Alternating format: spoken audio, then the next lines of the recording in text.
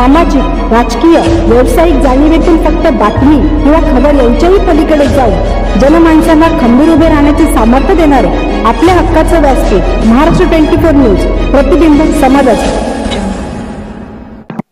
निंबा फाटा येथे स्वाभिमानीचा रास्ता रोको। निंबा फाटा अतिवृष्टीमुळे नुकसान झालेल्या व आर्थिक संकटात असणाऱ्या शेतकऱ्यांना तात्काळ हेक्टरी 25,000 रुपये मदत शासनाने करावी यासह इतर मागण्याकरिता स्वाभिमानी शेतकरी संघटनेच्या वतीने निंबा फाटा चौकात आज रास्ता रोको आंदोलन करण्यात आले।